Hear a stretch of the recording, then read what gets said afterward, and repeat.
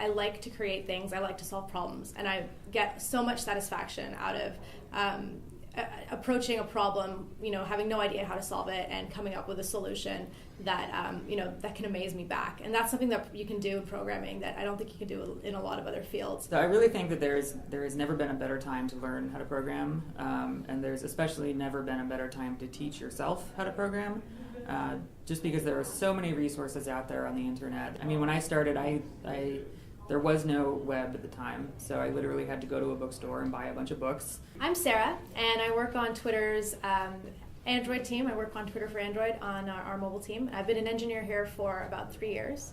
I've been working on Android for about a year and a half. Prior to that, I was doing Ruby on Rails and web development.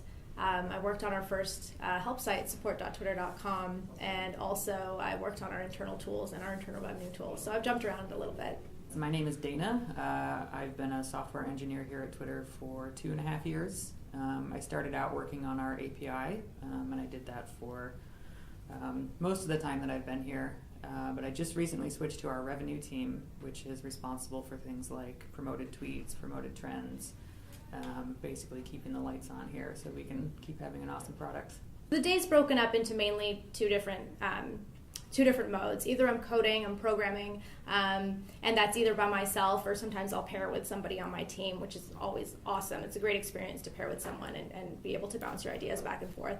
And when two people pair, they can really get into a zone, and everyone knows not to interrupt you when you're in the zone and you're pairing with somebody. So there's that, and then there's also the collaborative discussion portion, which happens with your teammates and stuff, and we figure out if we're building the right things and if we're building them right. Programming can be a sort of frustrating experience in general. Somebody tweeted the other day, I can't remember who, but something to the effect that the great thing about being in the programming industry is that you're going to be right 1% of the time, and that's okay. Most of the work that I do is not something that you would necessarily see like a tangible thing on the website or on mobile. I really enjoy being able to enable other engineers to do cool stuff, and that's kind of been my focus the whole time that I've been here, is making it possible for the other teams here at Twitter to really succeed. Twitter has a really unique culture. The product in itself is innately social, and I think that really resonates throughout the culture of the company. One of the things that we like to say is Twitter is made of people, which is something that we say when we want to refer to how everyone communicates with each other. There's this sense of collaboration. I think that Twitter has really given a voice to people that maybe didn't have voices before, or has amplified voices that maybe weren't being heard quite as much.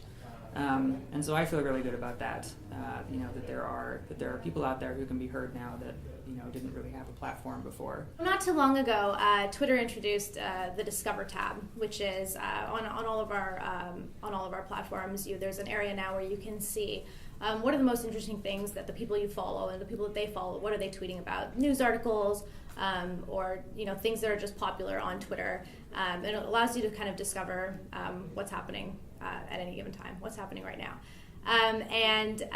We have a pretty sophisticated back-end system that calculates algorithmically what is the most popular stuff happening right now, what's being talked about most. And then on my side, on the Twitter for Android side, I take that data and I display it in a nice way and make sure it's interactive and make sure it behaves as how you would expect Twitter to behave. We have what we call stand-ups every day, which are like super quick 10, 15-minute meetings. We do them standing up, which forces us to get them done quickly because nobody wants to stand up for 30 minutes.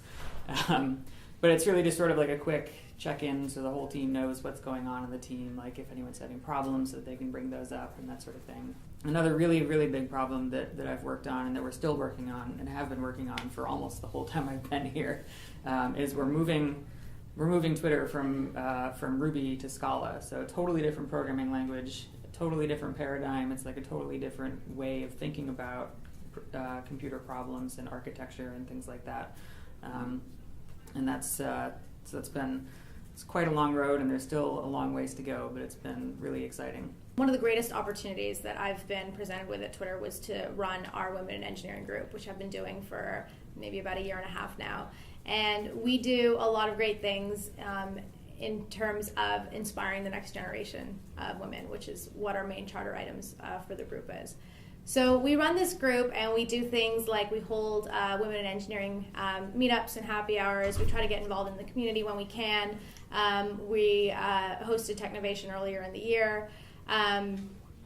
And we also help recruiting, especially university recruiting, reach out to the women in CS groups at the different universities, try to make sure that we get as many women involved at that stage. Being able to keep up with new technologies and